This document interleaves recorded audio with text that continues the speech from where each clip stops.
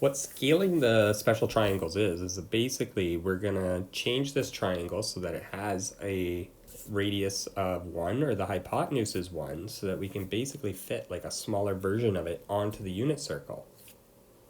So using our knowledge of similar triangles, I know that we can multiply or divide the sides of this triangle by anything. As long as we multiply or divide all three sides by the same number, then that is a specific 30, 60, 90 triangle.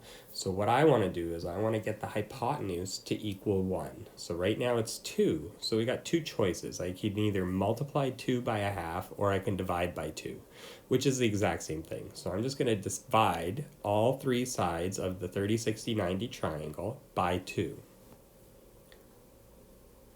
So the hypotenuse is 2 over 2, which is 1. The vertical part of the right triangle is a half, and the horizontal is root 3 over 2. So this triangle, if we shrink it into that spot, then what that tells me is that the x-coordinate is root 3 over 2, is the little horizontal length, and the y-coordinate's a half. Now I can actually take those values and I can move them to any of the quadrants.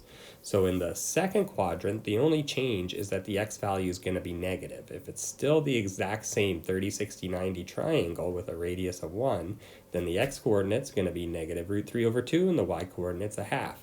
In the third quadrant, both coordinates are going to be negative. So I know it's going to be negative root 3 over 2, comma, negative a half.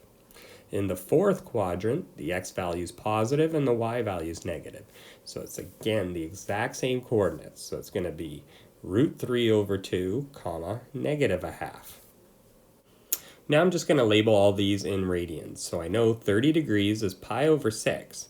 How I figure out as I go around in a counterclockwise direction, how I usually figure them out is I go, okay, I know the negative x-axis is pi, which is like 6 pi over 6. So if I go one back, it's 5 pi over 6. And then if I go to the one after 6 pi over 6, it's 7 pi over 6. One full revolution is 2 pi, which is 12 pi over 6.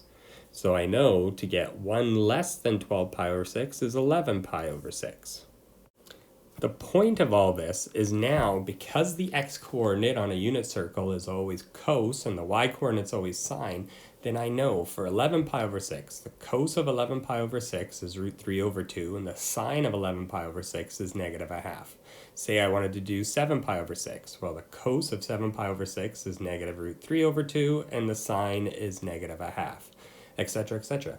All of this, we're going to build our unit circle so that we can find the exact values and exact ratios for any angle in a special triangle.